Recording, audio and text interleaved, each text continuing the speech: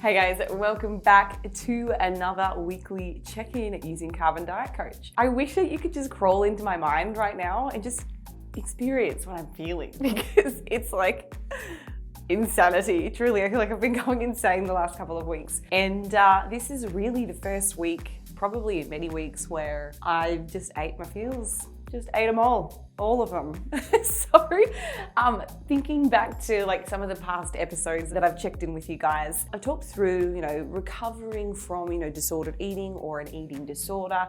What are some of the behaviors that we can, practice to make sure that we're constantly working to make progress or to move forwards and minimize like potentially slipping back into old behaviors. And it truly is one of these things where I don't think you ever truly say that you're like cured. It's not like a disease where you're like, oh yeah, okay, you're free of that, we're good to go. It requires constant work. And I think if there's one observation that I can make, I guess, over the last couple of months for me, is that there's been a lot of constant work across like many domains. So it's like you've only got so much, cognitive restraint and willpower and desire and drive out of, the buckets that you've got. It's not like you've got one for each of those different things that you're working on. I've definitely felt like a huge weight on my shoulders the last few weeks. And it's really made it difficult for me not to fall back into some of those emotional eating coping strategies that I used to, so heavily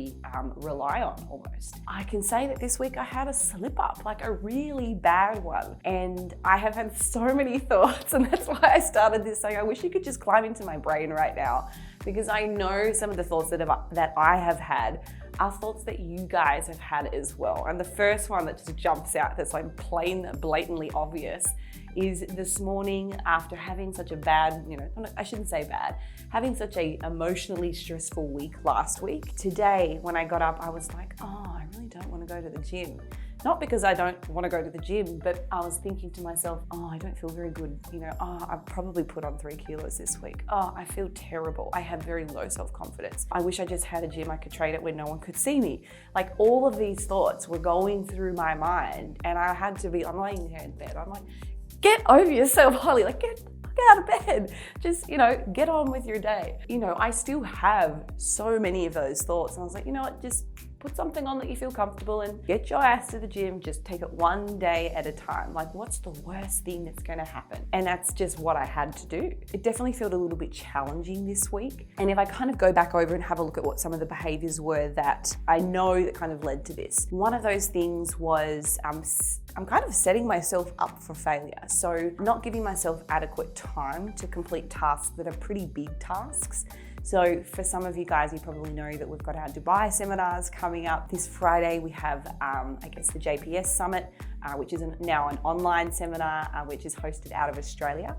So I have that coming up. And one of the things that I tend to do very well is when I am under a lot of stress, what's the first thing that we want to do? It's like, you start with the little things, right? The easiest task, which, mindlessly checking emails, responding to DMs, doing that, doing this. Like, you start with the easy things. And what happens is when you completely avoid the big things that you know that you've got to do at some point, like it just builds up, builds up, builds up. And like, you know that you're gonna have to do it at some point. And then all of a sudden it's this massive mountain that you're standing in front of. So I have really tried to kind of find time here and there to work on those. But last week, I did dedicate many hours to doing that, but it just wasn't enough. And I think I'm one of these people that is very much a perfectionist and I like it to be perfect.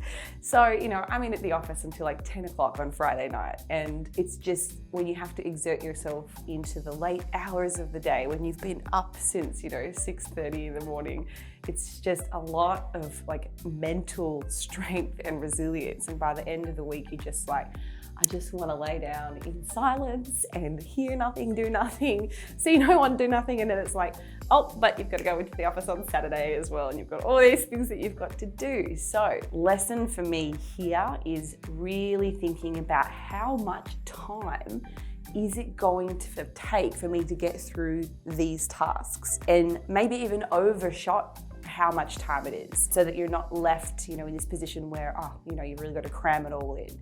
So that was the first thing in reflecting on my behaviors. It was, okay, I really need to get better at like managing, the realisms of time for certain tasks.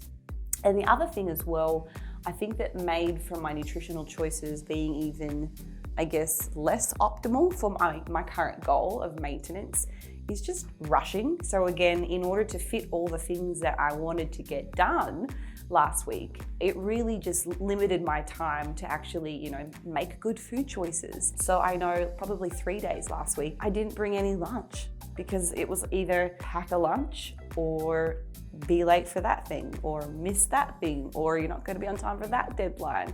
So I didn't take any lunch with me. I just got in the car and ran. And then I might have had like a protein shake here at the office or something, completely unsatisfying to me at least. So what do you know, like 30 minutes later, I'm starving again. And then I'm like, opens the fridge in the office. That 5,000 calorie meal looks good. I'll eat that instead. So, just rushing and not making time for the things that need kind of setting up and planning to make for a successful week.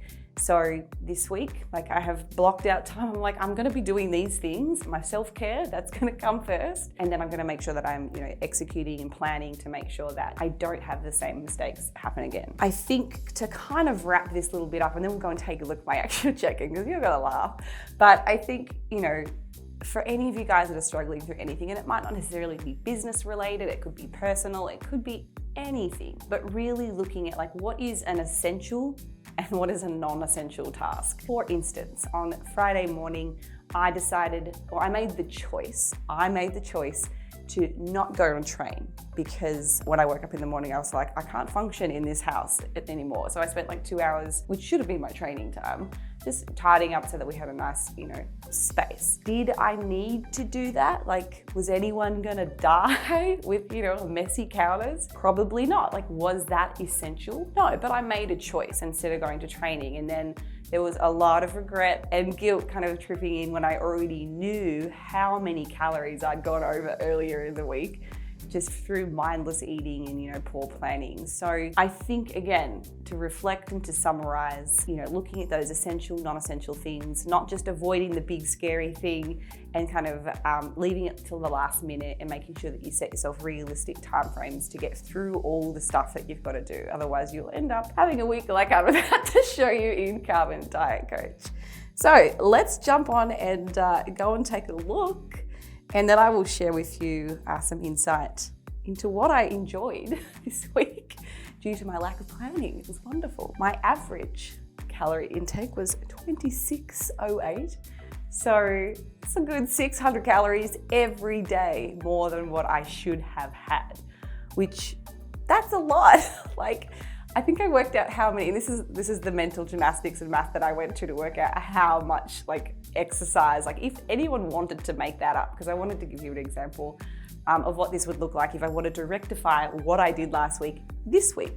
By the way, it's not going to happen, totally unrealistic. And again, this is the kind of conversations that I'm going to encourage you guys to have with yourselves if you ever get, into this kind of position. So 600 calories extra every single day. If we go over and have a look at my protein, I feel like that's probably going to be pretty good. Average was 175, so clearly way more than I actually need. Pretty consistent though throughout the week. It was just a lot of hunger, obviously, and mindless eating. 278 was my average carbohydrate intake. And then my fats for the week. Oh gosh, 88 grams on average, 109 being the highest. So clearly enjoyed myself this week. What else did I didn't do? Out of rushing and not giving myself enough time, didn't weigh in once. So also starting to get more cognitive dissonance and not really wanting to check in with the scale and see what the reality of my situation was.